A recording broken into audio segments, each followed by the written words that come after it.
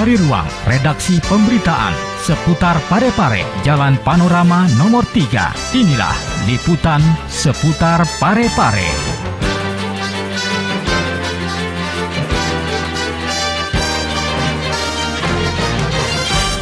Assalamualaikum warahmatullahi wabarakatuh.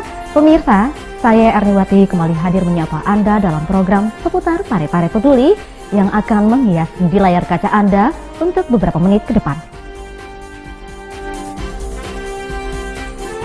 Penyegaran birokrasi Wali Kota Parepare memutasi 164 pejabat eselon 3 dan 4. Pemerintah kota gelar zikir di Masjid Rahmatan Lumpue.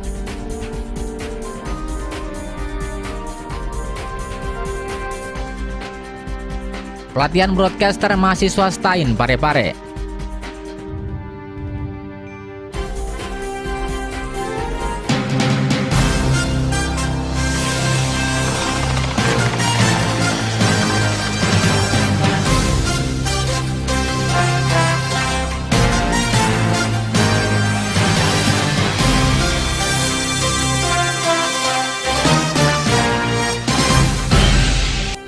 Ya, informasi pertama yang bisa kami hadirkan untuk pemirsa yaitu tentang kebijakan mutasi. Menurut Wali Kota Parepare HM Topan Pawe, merupakan salah satu kebutuhan untuk meningkatkan kinerja para pejabat di lingkup Kota Parepare, yang dimana sebanyak 164 pejabat eselon 3 dan 4 mengalami mutasi.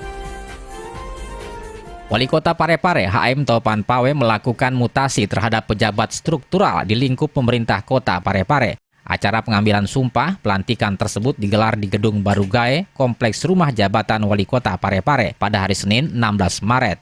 Sebanyak 164 pejabat eselon 3 dan eselon 4 mengalami mutasi yang terdiri dari eselon 4 sebanyak 125 orang dan eselon 3 sebanyak 39 orang. Pejabat eselon 3 dan pejabat eselon 4 yang dilantik diantaranya Kepala Bagian Humas Iskandar Nusu menjadi Camat Bacu Kiki, menggantikan Andi Erwin Palawaruka yang digeser menjadi Camat Bacu Kiki Barat. Sementara Camat Bacu Kiki Barat, Tamrin, menjadi Kabag Ekonomi. Sementara itu Camat Soreang Hussein Malik dimutasi ke Sekretaris Kesehatan dan digantikan oleh Hamri Hadada sebagai Camat Soreang. Sebelumnya Hamri Hadada menjabat Sekretaris Badan Lingkungan Hidup Daerah Kota Parepare. Wali Kota Parepare dalam sambutannya mengatakan kebijakan mutasi tersebut merupakan salah satu kebutuhan untuk meningkatkan kinerja para pejabat di lingkup pemerintah Kota Parepare. Dan saya selaku wali kota memegang amanah kekuasaan di daerah ini. Tentunya akan senantiasa mempertimbangkan secara matang dan sungguh-sungguh setiap kompetensi, kapasitas serta kinerja dari saudara-saudara sekalian, sehingga keputusan untuk menempatkan saudara-saudara pada suatu jabatan tertentu benar-benar bisa berdampak pada peningkatan kinerja organisasi dan kesejahteraan masyarakat. Dalam pelantikan ini, Wali Kota Parepare HM Topan Pawe juga menunjuk Syukur Rasak selaku pelaksana tugas Kepala Dinas Kependudukan dan Catatan Sipil. Baik pemirsa, kita beranjak ke informasi berikutnya yaitu tentang kegiatan zikir yang dilaksanakan di setiap kecamatan Kota Parepare yang dimulai di pertengahan Maret sebagai tindak lanjut kegiatan serupa yang selama ini diselenggarakan di Barugae, Kompleks Rumah Jabatan Wali Kota Parepare. Pemerintah Kota Parepare menggelar zikir secara bergiliran pada 4 kecamatan di Kota Parepare. Zikir ini dimulai dilaksanakan pertengahan Maret sebagai tindak lanjut kegiatan serupa yang selama ini diselenggarakan di Barugae, Komplek Rumah Jabatan Wali Kota. Adapun kecamatan yang mendapat jadwal pertama adalah Kecamatan Bacu Kiki Barat. Zikir di kecamatan ini digelar di Masjid Rahmatan Lumpue pada hari Kamis 12 Maret lalu. Wali Kota Parepare HM Topan Pawe bersama Ketua Tim Penggerak PKK beserta para pejabat dan pegawai di lingkup pemerintah kota dan para tokoh agama hadir dalam kegiatan zikir ini. Acara zikir ini diawali sholat maghrib berjamaah yang dilanjutkan dengan zikir oleh Yayasan TP Center. Kemudian dilanjutkan dengan tausiah oleh Imam Masjid Rahmatan Kiai Haji Hanake. Dalam sambutannya, Wali Kota mengatakan dilakukannya kegiatan zikir di Masjid Rahmatan ini sesuai niatnya bahwa masjid pertama yang akan didatangi adalah Masjid Rahmatan Lumpue. Kalau kita tadi mendengarkan bahwa salah satu manfaat zikir adalah mengobati hati yang sakit atau hati yang buruk atau apapun namanya, maka tentunya kita harus berbondong-bondong mencari seperti itu. Kita harus seperti itu. Nah, insya Allah secara rutin kita akan berada di tengah-tengah masyarakat, kita keliling masyarakat paling minggu kedua, minggu ketiga, minggu keempat. Nah, minggu pertama setiap bulannya kembali kami lagi berzikir di rumah jabatan. Oleh sekalian ini kita lakukan karena ada kesadaran penuh bahwa pemerintahan ini adalah bagian untuk bekerja dan mendekatkan diri di tengah masyarakat demi kesejahteraan bersama. Saya ingin sekali membangun kota ini bukan hanya secara infrastruktur, tapi kita ingin juga membangun. Tentunya semua stakeholder, semua pihak harus ikut ada terlibat di dalam.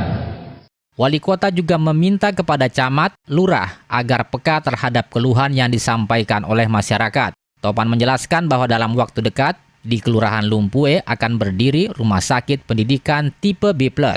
Wali kota juga menyinggung program Peduli Lorong dan Institut Teknologi B.J. Habibie. Topan Pawe juga menjelaskan semua pembangunan membutuhkan proses dan pemerintah daerah tidak pernah berhenti berpikir untuk kepentingan masyarakat. Ya, pemirsa, Broadcaster Training dengan mengusung tema Jadilah Penyiar yang Inovatif, Kreatif, dan Kritis. Nah, ini merupakan kegiatan yang menjadi agenda fakultas dalam memberi pengetahuan dan keterampilan pada mahasiswa dalam penyiaran untuk di kampus STAIN Parepare. Sebanyak 20 mahasiswa STAIN ikut Broadcaster Training dengan mengusung tema menjadi broadcaster yang inovatif, kreatif, dan kritis. Untuk angkatan pertama ini dilaksanakan di Aula Kampus Prodi Komunikasi Penyiaran Islam STAIN Parepare pada hari Jumat 6 Maret lalu. Pelatihan ini berlangsung hingga 15 Maret. Ketua Prodi Komunikasi Penyiaran Islam STAIN Parepare Nur Haki saat pembukaan pada 6 Maret lalu dalam sambutannya mengatakan, kegiatan ini menjadi agenda fakultas untuk memberi pengetahuan dan keterampilan kepada mahasiswa dalam penyiaran. Pelatihan ini akan menjadi agenda rutin dengan harapan mencetak alumni yang memahami teori dengan baik serta ditunjang dengan penguasaan praktek lapangan, sehingga nantinya bisa kooperatif di masyarakat. Selama pelatihan, mahasiswa jurusan dakwah dan komunikasi ini sangat antusias mengikuti setiap materi yang dibawakan oleh para narasumber yang berasal dari staf Dinas Komunikasi dan Informatika Kota Parepare serta dari penyiar radio Peduli Parepare. Pemateri diantaranya Haja Halijah, Abdullah Matike, Agus Salim. Pada hari terakhir pelaksanaan pelatihan broadcaster, tampil selaku pembawa materi adalah Abdullah Matike dan Sahril Sandi yang membawakan materi tentang teknik siaran dan pembuatan naskah atau skrip radio jurnalis. Terus yang tidak kalah pentingnya juga bahwa di dalam menulis naskah berita radio ini ada 5 hal yang penting yang harus kita perhatikan. Yang pertama, tidak menggunakan kalimat kutipan langsung. Kalimat langsung ini harus diubah menjadi kalimat yang tidak langsung. Contohnya, ini adalah misalnya, saya akan datang ke acara tersebut kata wali kota, misalnya begitu. Ini kalimat langsung, kutipan langsung. Di dalam pembuatan berita naskah untuk radio, kalimat tersebut bisa kita ubah menjadi wali kota mengatakan akan datang ke acara tersebut. Seperti itu.